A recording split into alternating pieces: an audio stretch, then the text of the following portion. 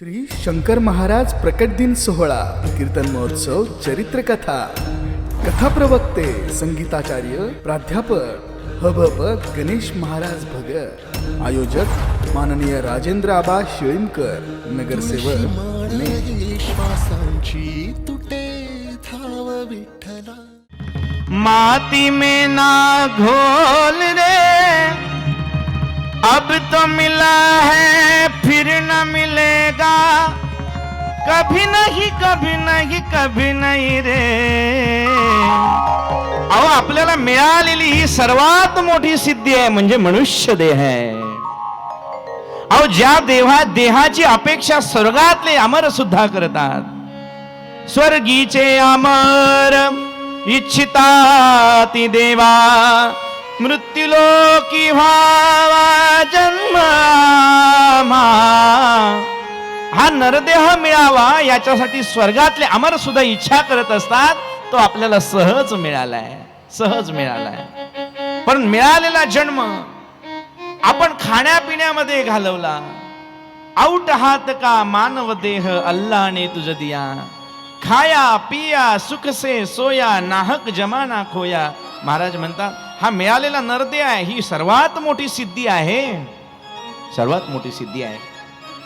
बाकी अजून काय मागावं देवाजवळ? दिले इंद्रिय हात पाय कान, डोळे मुख बोलाया वचन, जेने तू जोडसी नारायण, नासे जीवपण भवरोग। दिले इंद्रिय हात पाय कान, अहो इंद्रिय दिले, हात दिले, पाय दिले, अजून काय द्यायला पाहिजे? डोळे दिलेत। डोळे नाहीत त्याला विचारा डोळ्याचं दुःख काय आहे। पण ज्याला डोळे नाहीत ती माणसं साधना करतायत। आमचे के महाराज हार्मोनियम वरती आहेत, गातायत, ऐकलं तुम्ही? ज्याला डोळे नाहीत तो साधना करतोय, परंतु ज्याला डोळे आहेत ती माणसं सुद्धा डोळे झाकून आंधळे आहेत। म्हणून आपण सर्व मंडळी याचा विचार केला पाहिजे। देवानं आपल्याला काय दिलंय, आपण काय नाही दिलं याच्याविषयी रडत राहतो। दुनिया जबरचा भगवान खिलौना मानेगा, दुनिया जबरचा भगवान खिलौना मानेगा, जबरचा भगवान खिलौना मानेगा, भगवान खिलौना मानेगा, दुनिया जबरचा भगवान खिलौना मानेगा, दुनिया जबरचा भगवान खिलौना मानेगा, दुनिया जबरचा भगवान खिलौना मानेगा, दुनिया जबरचा भगवान खिलौना माटिका रे माटिका रे माटिका रे माटिका, दुनिया जबरचा भगवान खिलौना मानेगा, दुनिया जबरचा भगवान खिलौना मानेगा, दुनिया जबरचा भगवान खिलौना मानेगा। कान दिए हरि भजन सुनन को, कान दिए भजन कर मुख से तू गुणगान खिलौना माते, दुनिया जबरया भगवान खिलौना मातेगा, दुनिया जबरया भगवान खिलौना मातेगा, भगवान खिलौना मातेगा, दुनिया जबरया भगवान खिलौना। दुनिया जबरचा भगवान खिलौना मातेगा। देवानं आपल्याला हे सुंदर शरीर दिलंय महाराज। या सुंदर शरीराचा आपण विचार करा। आपण नाही म्हणून रडत असतो। विल्यम शेक्सपियर नावाचा एक थोर विचारवंत म्हणतो, मी रडत होतो माझ्या पायात घालायला बूट नाही म्हणून, मी रडत होतो माझ्या पायात घालायला बूट नाही म्हणून, परंतु माझं रडणं थांबलं कारण समोर येणारा माणूस मी पाहिला त्याला पायच नव्हता. ज्याला पायच नाही त्याने रडावं कुणाकडे हो. मी रडत होतो माझ्या हातात घालायला घड्याळ नाही म्हणून, पण माझं रडणं थांबलं कारण मी समोर येणाऱ्या माणसाला पाहिलं त्याला हातच नव्हते. ज्याला हात नाही म्हणून रडावे कुणाकडे. आज आम्हाला चांगला गॉगल नाही मिळाला म्हणून आम्ही रडत असतो, पण ज्याला डोळे नाहीत त्याने रडावं कुणाकडे. जे मिळालंय ना महाराज त्याच्यामध्ये समाधानी राहता यावं म्हणून संस्कार गरजेचे आहेत, संस्कार गरजेचे आहेत.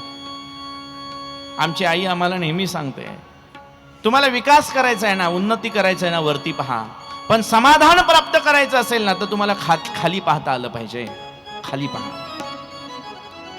म्हणून गाडीला 2 काचा असतात, पुढच्या काचेमधून पुढचे दिसणार असतं, पुढे चाललंय ते, पण त्याच्या बरोबरीनं मागचे ग्लास सुद्धा तितकेच महत्वाचे असतात, मिरर सुद्धा तितकेच महत्वाचे असतात. जेणेकरून मागेही आपल्याला पाहता आलं पाहिजे. आपण मागे पाहत नाही, पुढे चाललो आहे, परंतु समाधान प्राप्त करण्यासाठी मागे पाहिलं पाहिजे. आणि काय बरं का, समाधान हे आपल्या मानण्यामध्ये आहे. जेव्हा आम्ही चालत असतो ना तेव्हा दुःख न मानता त्याच्याकडे पाहायचं ज्याच्या पायात घालायला चप्पल नाही. जेव्हा आम्ही सायकल वरती असतो ना तेव्हा चालत जाणाऱ्या माणसाकडे पाहावं त्याला सायकल सुद्धा नाही. जेव्हा आम्ही 2 व्हीलर वरती जात असतो ना तेव्हा खाली पाहावं की आमच्याकडे आज 2 व्हीलर आहे, परंतु खालच्याकडे आज सायकल सुद्धा नाही. 4 व्हीलर मध्ये जाताना सुद्धा 2 व्हीलर वाल्याकडे पहा की आज कशी काय होईना, छोटी मोठी काय होईना, आपल्याकडे 4 चाकी आहे, ऊन वारा पावसापासून समाधान आहे, संरक्षण आहे, पण खाली जाणाऱ्या माणसाच्याकडे आज ती सुद्धा नाही.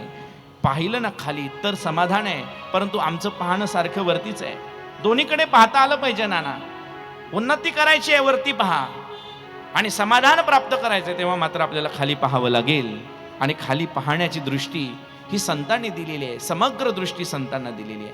समाधान मानलं तर आहे, नाहीतर नाही. म्हणून हा सुंदर नरदेह आपल्याला प्राप्त झालाय, आणखी वेगळं काय मागावं, काय मागावं. मिळालेल्या या नरदेहाचं आपल्याला सोनं करता आलं पाहिजे. या नरदेहाच्या माध्यमातूनच देव होता येतं, एवढी ताकद आहे. ठरवलं तर काय होता येत नाही महाराज, काय होता येत नाही.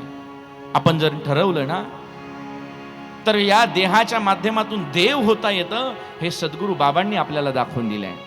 या नरदेहाच्या माध्यमातून संत होता येतं, हे सद्गुरू बाबांनी आपल्याला दाखवून दिलंय. या देहाच्या माध्यमातून गेल्यानंतर सुद्धा आजन्म गोपवाडे गाता यावी अशी कीर्ती निर्माण करता येते, हे बाबांनी आपल्याला दाखवून दिलेलं आहे. म्हणून मेल्यानंतर सुद्धा आपले जीवन आणि त्या ठिकाणी चरित्राचे पोवाडे गाता यावे, ते चरित्राचे पोवाडे गात राहावे असं जर वाटत असेल ना तर बाबांच्या चरित्राचं स्मरण करून त्या ठिकाणी आपण जगलं पाहिजे. गेले दिगंबर ईश्वर विभूती, राहिल्या त्या कीर्ती जगा माझी, हे याच मनुष्य देहामध्ये साध्य करता येतं मायबाप. म्हणून मनुष्य जन्म अनमोल रे, आता मिळालाय परत मिळेल सांगता येत नाही. या नरदेहाची व्याप्ती आणि या नरदेहाचं महत्व गाताना संतांनी सांगितलं, का गटाळी न्याये पावला हा देह.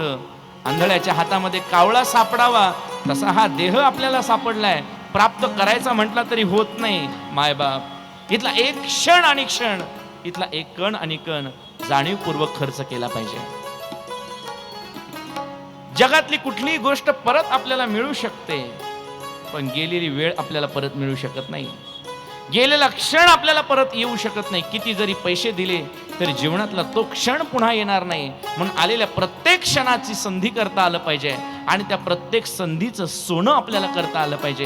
हा नरदेह आहे, ही संधी आहे. बरवी हे वेळ सापडली संधी. आज आम्हाला सर्व काही प्राप्त आहे, परंतु सुखासाठी मात्र आम्ही रात्रंदिवस तळमळ करतो, समाधानासाठी आम्ही रात्रंदिवस तळमळ करतो, परंतु समाधान नाही, सुख नाही. ज्याला त्याला विचारलं तुमचं कसं चाललंय, ते म्हणतं तुमचंच बरं चाललंय. पण आपलंही काहीतरी बरं आहे याच्याकडे आपण कधीतरी पाहिलं पाहिजे. माणसं आज दुःखी आहेत. आवाज थोडासा व्यवस्थित करे दादा, याचा रिवर्ब येतोय मला. माणसं आज दुःखी आहेत. ही माणसं दुःखी आपल्या दुःखानं नाहीत. आज समाजाच्या दुःखाच्या आणि सुखाच्या व्याख्या बदलल्यात. माणसं दुःखी ही आपल्या दुःखानं नाहीत, माणसं दुःखी दुसऱ्याच्या सुखाने आहेत. ही समाजाची विदारकता आहे. आपल्याला राहायला घर नाही त्याचं दुःख नाही, पण शेजारच्याने चांगलं घर बांधलं की आपल्याला दुःख व्हायला लागतं. काय कारण आहे? एक जण डॉक्टरकडे गेला आणि डॉक्टरला म्हणाला, डॉक्टर पोट दुखतंय, काही रात्री काही जागरण झालं का? नाही म्हणे. काही हेवी खायला मिळालं का? नाही म्हणे. तसंही काही नाही. मग काही व्यायाम जास्त झालाय का? तसंही नाही. मग काय झालंय काय? तेव्हा त्याने सांगितलं, काही नाही, कालच्याला शेजारच्याचा चौथा स्लॅब पडला ना तेव्हापासून दुखायला लागलाय. मला सांगा, अशी जर प्रवृत्ती आपल्या अंतःकरणामध्ये असेल तर या मनुष्य देहाचं ज्याच्या माध्यमातून आपल्याला आनंदच घ्यायचा आहे तो आनंद मिळेल कसा? मनुष्य देह अनमोल रे. म्हणून आनंद द्यावा असं वाटत असेल ना, आनंद मिळावा असं वाटत असेल ना, तर एक काम आहे, आनंदामध्ये राहा. शेवटी मानलं तर सुख आहे महाराज, नाही तर सुख कशामध्ये आहे? पूर्वीच्या काळातली लोक फार समाधानी होती. आजही आपण पाहतोय अनेक वृद्ध मंडळी, त्यांच्या चेहऱ्यावरती तेज आहे. आज आमच्या चेहऱ्यावरती सगळं काही आहे, परंतु तेज नाही, ते समाधान नाही.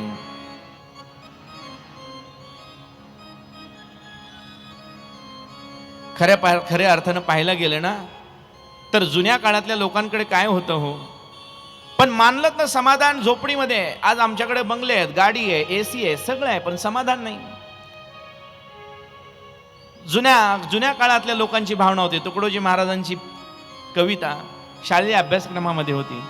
किती आनंद रे आनंद, किती आनंद रे आनंद,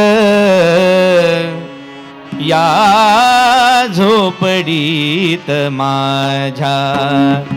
किती आनंद रे आनंद, या झोपडीत माझ्या. किती आनंद रे आनंद, या झोपडीत माझ्या. आनंद रे आनंद, या झोपडीत माझ्या. भूमीवरी पडावे, ताऱ्याकडे पहावे. भूमीवरी पडावे, ताऱ्याकडे पहावे. आकाश पांघरावे, आकाश पांघरावे, या झोपडीत माझ्या. या झोपडीत माझ्या, या झोपडीत माझ्या, या झोपडीत माझ्या. काही नव्हतं लोकांकडे तेव्हा. आज आमच्याकडे चांगले ऐशोआरामामध्ये असणारे बंगले आहेत, त्यामध्ये चांगल्या चांगल्या पद्धतीच्या सुख सुविधा आहेत. एसी आहे, बसायला बेड आहे, झोपायला सोफा बेड आहेत, घरामध्ये सुखोपभोगाच्या सर्व वस्तू आहेत, परंतु समाधान कुठे आहे? तुकडोजी महाराज म्हणतात, भूमीवरी पडावे, ताऱ्यांकडे पहावे, आकाश पांघरावे. ही आनंदाची भूमिका आहे त्याच्यामध्ये समाधान जर मांडलं ना महाराज, तर आहे त्या गोष्टीमध्ये आपल्याला समाधान मिळू शकतं. ही अवस्था आपली असायला पाहिजे. म्हणून सुख समाधान हे मानण्यामध्ये आहे, वस्तू आणि पदार्थांमध्ये सुख नाही. ताऱ्याकडे पहावे. पूर्वीची घरं होती महाराज, आणि त्या घरांमध्ये सगळ्यांचं स्वागत असायचं, म्हणून ती घरं होती. आज आमच्या घरांच्या बाहेर बोर्ड लावलेला असतो, कुत्र्यापासून सावध. कुत्र्यापासून सावध राहा. आलं की काय कुत्र? येऊ द्या. कुत्र्यापासून सावध राहा असा बोर्ड लावा लागतो आमच्या घरांमध्ये. अहो, एंट्री नाही कुणालाच.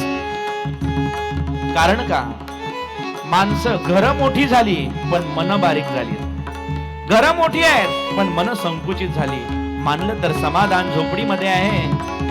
कवी तुकडोजी महाराज म्हणतात, अहो आज आमच्या घरामध्ये दाराला सुद्धा दोऱ्या बांधायची गरज नाही. आज आमच्याकडे लॉकर आहेत, घरातले कमी पडले, बँकेचे लॉकर सुरू झाले.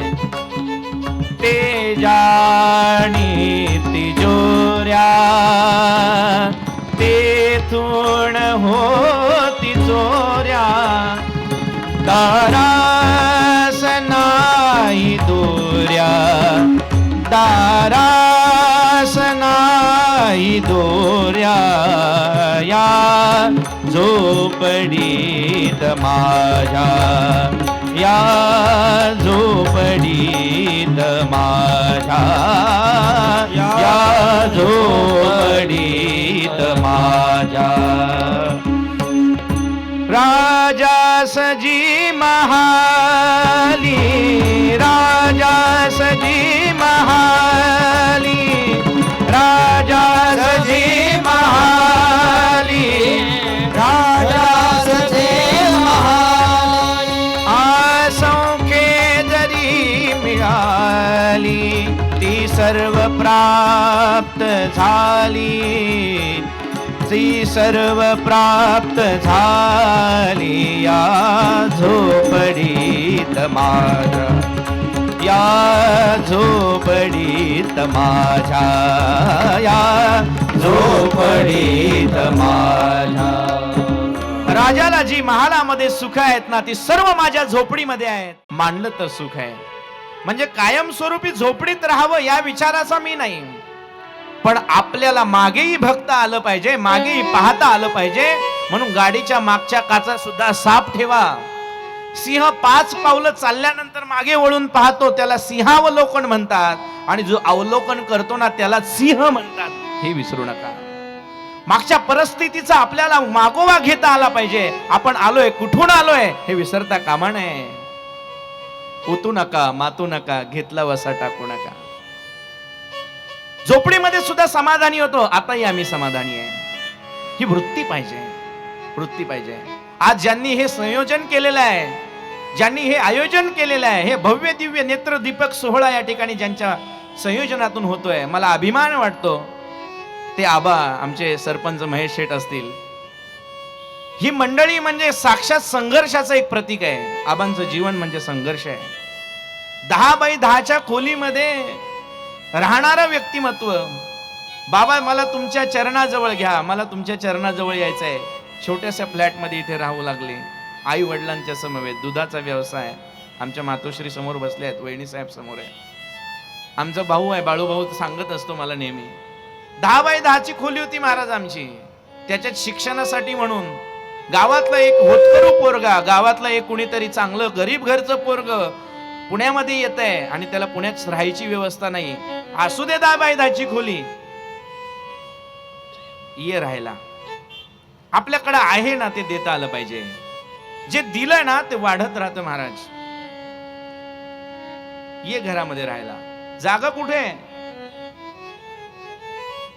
तो बाळू भाऊ आमचे सांगत राहतात, त्या 10x10च्या खोलीमध्ये आबा आम्ही 2 जण खाटवरती झोपायचो आणि सरपंच खाटेच्या खाली झोपायचे. बाई कुठंतरी पलीकडे किचनच्या खाली. त्याच्यात संसार सुरू झाला त्या 10x10च्या खोलीमध्ये. आणि हे वैभव सुरू झालं. हे वैभव एवढं आपण पाहतोय, पण या वैभवाची सुद्धा जाणीव ठेवताना ते दिवस विसरायचे नाही. मागच्या दिवसाची आठवण ज्याला आहे ना महाराज, तो कधीच दुःखी होऊ शकणार नाही. कारण त्याच्या लक्षात हे असतं की आज आपण आलोय कुठून, आणि जिथून आलोय त्या उगम स्तोत्राचा जर विचार केला ना, तर नदीचा झरा उगमस्थान हे नेहमी झऱ्यासारखं असतं. पुढे त्याची नदी महानदी होते, पण उगमाला कधी विसरू नये हे संत चरित्र आपल्याला शिकवतात. म्हणून चरणाजवळ राहावं. आज आरके दादा आमचे समोर उपस्थित आहेत.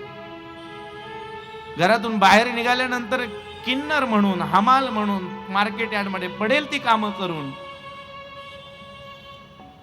टेम्पो घेतला आणि त्या टेम्पोमध्ये संसार, चूल, मुलं, टेम्पो मध्येच राहणं, विंचवाचं विरड पाठीवरती म्हटल्यासारखं. पण आज एवढी मोठी संपत्ती आहे.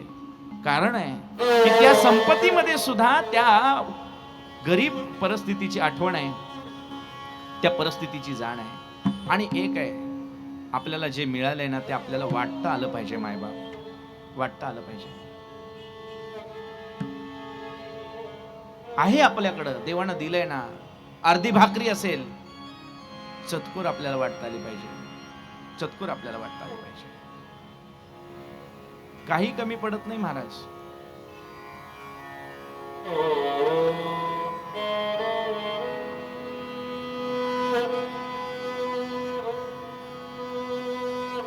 जीवन आपण घडवू तसं घडत असतं. बरीच माणसं पाहिली मी, मोठी होताना पाहिली, पण ही मोठी होतात ना ती अशीच होत नाहीत महाराज.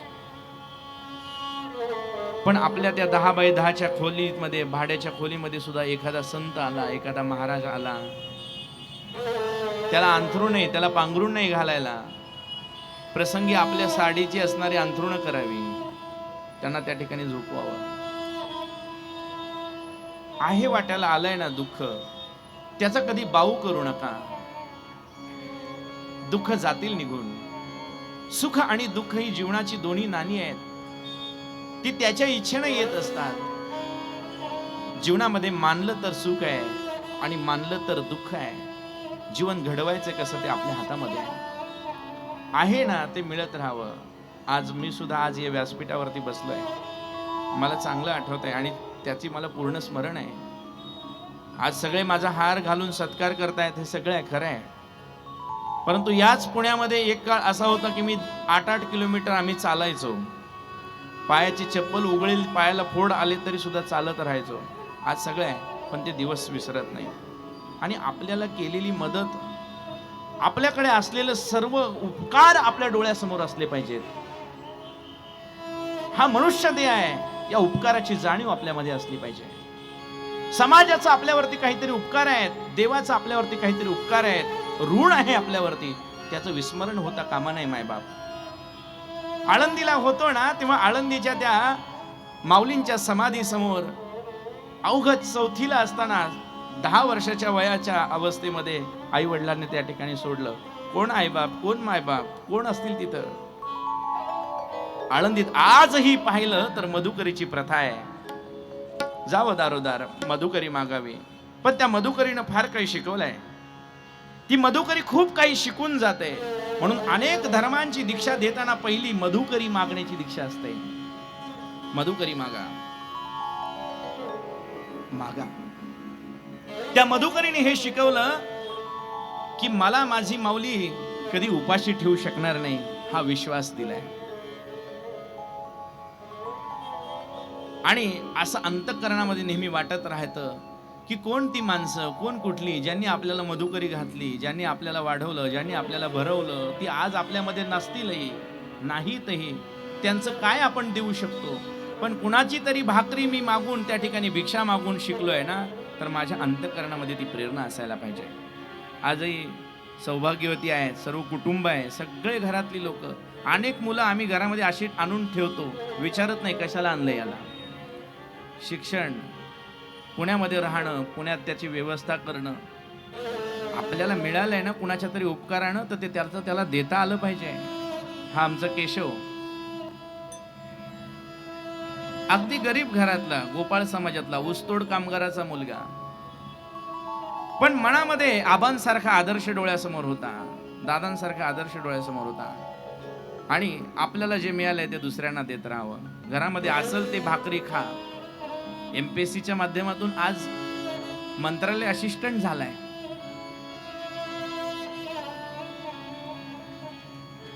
फार काही करावं लागत नाही हो, फार काही करावं लागत नाही. आहे ना आपल्या जवळ, ते दुसऱ्यांना देता आलं पाहिजे. बघा तुम्ही, आपल्याला जर दिलं ना तर देव आपल्याकडे काही कमी करत नाही. खरा तो एकची धर्म जगाला प्रेम खरा तो एकची धर्म जगाला प्रेम खरा तो एकची धर्म जगाला प्रेमार पावे. खरा तो एकची धर्म जगाला जगाला प्रेमार पावे जगी जे हीन पतित जगी जे दीन पद दलित तया जाऊन हसवावे जगाला प्रेमार पावे करा तो एकची धर्मा जगाला प्रेमार पावे जगाला प्रेमार पावे जगी जे हीन अति पतित जगी जे दीन पद दलित. काही करावं लागत नाही. मी माझी आत्मप्रौढी आहे म्हणून या व्यासपीठावरती सांगत नाही, पण जे केलंय ते निश्चित सांगावं.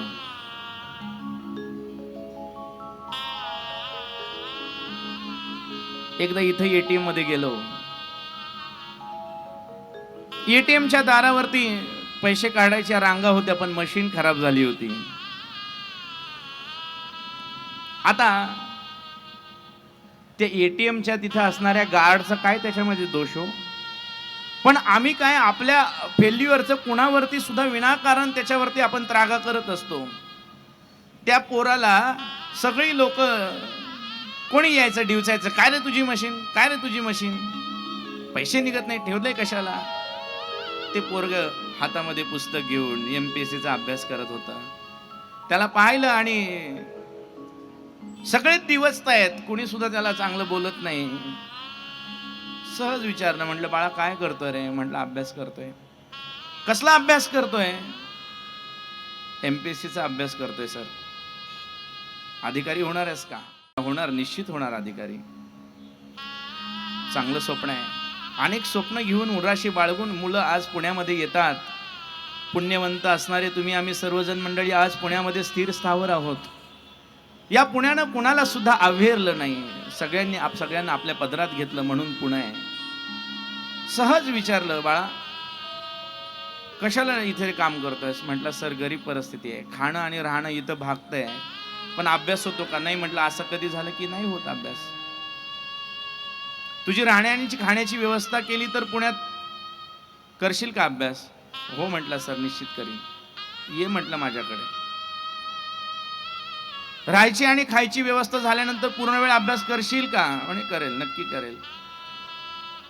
मी राहायची व्यवस्था केली, जेवणाची व्यवस्था केली, 4 वर्ष चांगला अभ्यास केला आणि MPSCच्या माध्यमातून आज तो प्रवीण मुळे म्हणून विद्यार्थी आहे. आज मुंबईला क्लास 2 अधिकारी आहे. आपण खूप काही केलं अशातला भाग नाही. पुन्हा मी माझ्या मित्रांना आव्हान केलं होतं. आज माझे अनेक मला जवळून पाहणारे, माझ्यावर प्रेम करणारे अनेक मंडळी या ठिकाणी आहेत. आमचे मांगडेवाडीचे सर्व मांगडे परिवार आहे. आमच्या महाराष्ट्र राज्य वारकरी महामंडळाचे सचिव आदरणीय वाळून साहेब आज आशीर्वाद देण्यासाठी उपस्थित आहेत. काय करायचंय आपण, आपल्याकडं आहे ना ते आपल्याला वाटतं आलं पाहिजे. एवढं जरी झालं ना तरी पुष्कळ आहे महाराज. थोडं थोडं थोडं थोडं जमेल तसं वाटत राहा. अगदी फार काही करायची गरज नाही जगासाठी. आपल्याला जे मिळालंय ना ते भगवंताच्या कृपेने, ते सद्गुरूंच्या कृपेने 2 घास त्याच्यामधले देत राहा. आज या व्यासपीठावरनं मी सांगतोय, आता एवढं समाधान वाटतं. सगळं कौतुक वाटे झाली या वेचाचे, नाम मंगळाचे तेने गुणे. एक काळ असा होता, भावांची शिक्षण, घरची शिक्षण सगळं काही चालू होतं. आज सगळं व्यवस्थित चाललंय. कार्यक्रम चालू आहेत, सगळीकडे बोलावणं चालू आहे. आणि आजही या व्यासपीठावरनं सांगतो, या कार्यक्रमाचा एकही पैसा मी माझ्या संसाराला लावत नाही लावत. आवश्यकताच नाही संसाराला लावायची. पगार पाणी व्यवस्थित आहे. पगाराचं घरी देऊन ठेवलंय. त्यांना माहिती आहे त्यातनं घर दारावर चालावं एवढं चांगलं व्यवस्थित चालतंय. मिळालेल्या पैशामधून गुरुकुल असेल, विद्यार्थी असेल, त्यांचं संगोपन, त्यांना शिकवणं असेल आणि आपल्या परमार्थासाठी लागणाऱ्या साधकांना असेल, आपल्या परीनं जी घडेल ती मदत, त्या मधुकरीची उतराई आपल्याला कुठेतरी करता येते का ते करण पाहणं. सद्गुरूंचा बोध मनामध्ये ठसावलेला आहे. महाराजांकडे शिकत असताना गुरुवर्य महंत महादेव महाराज शास्त्रीजी, पाहिजे ते पैसे तुला पाहिजे ना, खिशामधून पाहिजे तेवढे घे, लागले की पैसे द्यायचे. पण त्यांचं एक वाक्य नेहमी ठरलेलं असायचं, चिंचकर सर महाराज नेहमी सांगायचे, गणेश पाहिजे तेवढे पैसे घ्या, पण तुम्ही जेव्हा कॅपेबल व्हाल ना, तुम्ही जेव्हा पात्र व्हाल ना, जेव्हा तुम्ही कमवायला लागाल ना, त्यावेळी हे पैसे समाजाला परत करा. कारण हे पैसे माझे नाहीत, समाजानं दिलेले मला पैसे आहेत. ब्रह्मचारी जीवन आहे. आणि जेव्हा तुम्ही कॅपेबल व्हाल तेव्हा ते समाजाला परत करा. कारण हे समाजाचे पैसे आहेत. समाजाचे पैसे जर तुम्ही संसाराला लावले तर संसाराला कधीच वरती येऊ देणार नाही. सांगायचा विषय हा की आपल्याला मिळालंय ना ते वाटता आलं पाहिजे आणि आपल्या परिस्थितीची आपल्याला जाणीव ठेवता आली पाहिजे. आपण कोण होतो, कुठून इथपर्यंत आलोय. आणि म्हणून ज्याला जाणीव आहे ते राजेंद्र आबा होऊ शकतात, ज्याला जाणीव आहे आरके दादा होऊ शकतात, ज्याला जाणीव आहे ते नगरकर होऊ शकतात. का तर आपल्या सद्गुरूंनी आपल्याला पायाकडे पाहण्याचं शिकवलेलं आहे. महाराजांच्या चरणावरती लक्ष असावं. म्हणून मायबाप काही नाही हो, जीवन फार सुंदर आहे. फक्त एक आहे, जगाला प्रेम अर्पावे. आपल्याला आवडतं ना, मी नेहमी सांगत असतो, जे आपल्याला आवडतं ना ते आपण लोकांना द्या, किंवा जे आपल्याला पाहिजे ना ते समोरच्याला द्या. आपल्याला आपोआप मिळाल्याशिवाय राहत नाही. आपल्याला वाटतं ना आपल्या सगळ्यांनी प्रेमाने बोलावं, आपण सुद्धा सगळ्यांशी प्रेमाने बोलावं. आपल्याला वाटतं ना आपल्या जगाने आपल्याशी प्रेमाने वागावं, आपणही प्रेमाने वागावं. बघा, प्रयोग करून बघा. अहो साधी गोष्ट आहे. इथं जर मी तुम्हाला जर शिव्या दिल्या तर तुम्ही मला शिव्याच देणार आहेत ना. फार एखादं म्हणेल ठीक आहे, काय हरकत नाही, आज कीर्तन चालू आहे, प्रवचन झाल्यावरती बघू, कथा झाल्यावर बघू. आपण जे समाजाला देऊ ना ते समाज आपल्याला देत असतो. इंग्लंडमध्ये स्वामी विवेकानंदांची भाषणं चालू होती. सभागृहामध्ये स्वामीजींनी एक सुंदर प्रयोग केला. मला सांगायचा महत्वाचा मुद्दा हा आहे की जे आपल्याला पाहिजे ते समोरच्याला द्या, समोरचा आपल्याला आपोआप देतो. ज्याचं आहे त्याला द्या, आपल्याला मिळून जाईल. ज्याचं आहे ना ते त्याचं त्याला द्या, आपल्याला मिळाल्याशिवाय राहणार नाही. स्वामीजींनी प्रत्येक तत्ववेत्यांच्या हातामध्ये एक फुगा दिला. फुग्यावरती सांगितलं आपलं नाव लिहा, नंबर लिहा, मोबाईल नंबर द्या. प्रत्येकाने फुगा फुगवला, त्याच्यावरती नाव लिहिलं आणि स्वामीजींनी सांगितलं आता आपल्या प्रत्येकाच्या हातामध्ये हा फुगा आहे. मी ज्या क्षणाला सांगेल त्या क्षणाला सर्वांनी फुगे वरती सोडायचे. सांगितल्याबरोबर ती सर्वांनी लगेच फुगे वरती सोडले. हवा भरलेले ते सगळे फुगे आकाशामध्ये त्या हॉलमध्ये तरंगायला लागले. आणि हॉलमध्ये तरंगत असलेले फुगे काही काळानं सर्वत्र एकत्र झाले. आणि एकत्र झाल्यानंतर स्वामीजींनी पुन्हा दुसरी सूचना दिली, आता प्रत्येकाने आपला फुगा पकडा. वरती उडालेले फुगे सगळेजण उड्या मारून फुगा पकडायला लागले. कलर सगळ्यांचा सारखाच होता, परंतु फुगा पकडला की नाव वाचायचं. अरे हा तर जालिंदर महाराजांचा फुगा आहे, माझ्याकडे कसा आला. परत वरती सोडून दिला. पुन्हा उडी मारली, दुसरा फुगा घेतला. अरे हा तर शुभम महाराजांचा फुगा आहे, नाव वाचलं, वरती सोडून दिला. पुन्हा उडी मारली, पुन्हा दुसरा फुगा घेतला. तिसरा फुगा हातात आला, तोही आपला नाहीच, तो के महाराजांचा निघाला. काय करायचंय मला, दिला वरती सोडून. गंमत अशी आहे समाजामध्ये आपल्याला जे पाहिजे ते आपल्याला नेमकं मिळत नाही. परंतु सर्व उड्या मारून झाल्या. एक तर असा फुगा आला महाराज ज्याचा नको, नाव ऐकल्याबरोबर तळपायाची आग मस्तकाला जावी असा फुगा जसा समोर आला तसा असा फुगा धरला आणि तो फोडून टाकावा या हिशोबाने तो दाबणार. तेवढ्या स्वामीजींनी सांगितलं दाबू नका, फोडू नका. दुसऱ्याचा असला तरी फुगा आहे, स्टॉप, खेळ थांबवा. सगळ्यांनी फुगे हातात धरले आणि स्वामीजींनी सांगितलं आता तिसरी सूचना आहे का, प्रत्येकाच्या हातामध्ये फुगा आहे. प्रत्येकाच्या हातात फुग्यावरती कोणाचं तरी नाव लिहिलेलं आहे. आता माझं ऐका, ज्याचं नाव लिहिलं आहे त्याच्या पत्त्यासहित तुमच्याकडे फुगा आहे. ज्याचं नाव लिहिलंय त्याच्याकडे तो फुगा नेऊन द्या. सगळ्यांनी ज्याचं नाव लिहिलंय त्याचा फुगा त्याच्याकडे द्यायला सुरुवात केली. पाहता काय, आपलं नाव लिहिलेला फुगा आपल्या बरोबर आपोआप आपल्या हातामध्ये आला. म्हणून ज्याला जे पाहिजे ना ते आपण जगाला द्या. प्रेम पाहिजे, जगाला प्रेम द्या. दुसरं काय द्यावं लागत नाही. 2 शब्द प्रेमाचे बोला, जग आपल्याशी प्रेमानं वागेल. समोरच्याला मान द्या, आपल्याला मान मिळेल. Take respect, give respect. म्हणून जे पाहिजे, खरं तर प्रार्थना ही आहे परंतु फार गोड आहे. हीच अमुची प्रार्थना अन हेच अमुचे मागणे, मानसाने मानसासी मानसा समवागणे.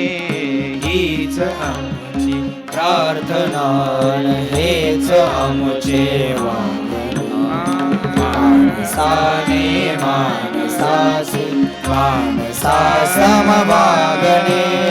हीच अमुची प्रार्थना हेच अमुचे मागणे, मानसाने मानसाशी मानसा समवागणे.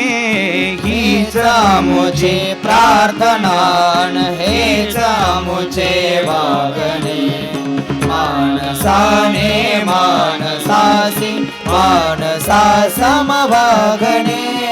हीच अमुची प्रार्थना. देवाजवळ हीच प्रार्थना करायची वेळ आलेली आहे. माणसं दिसणारी माणसंच आहेत, परंतु अंदाज आरशाचा वाटे खरा असावा, बहुतेक माणसाचा तो चेहरा असावा. माणसासारखी दिसणारी माणसं परंतु माणसासारखी वागत नाहीत, हे पाहताना हृदय कळवळून निघतं. म्हणून प्रार्थना एकच देवाजवळ आहे. धर्म नीती न्याय भाषा भेद सारे संपुदे. धर्म न्याय नीती याच्यानं वागणारी माणसं, परंतु आज आमच्यामध्ये धर्माधर्मांमध्ये तेढ आहे, जातीपातींमध्ये तेढ निर्माण झालेली आहे.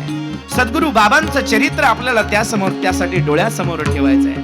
कारण बाबांनी सर्व धर्मांचा समन्वय करून आणला, सर्व धर्मांना एक केलं. आणि म्हणून देवाजवळ एवढीच प्रार्थना करा. मानसाने मानसाशी मानसा समवागणे. हीच अमुची प्रार्थना हेच आमुचे वागणे, मानसाने मानसासी मानसा समवागणे.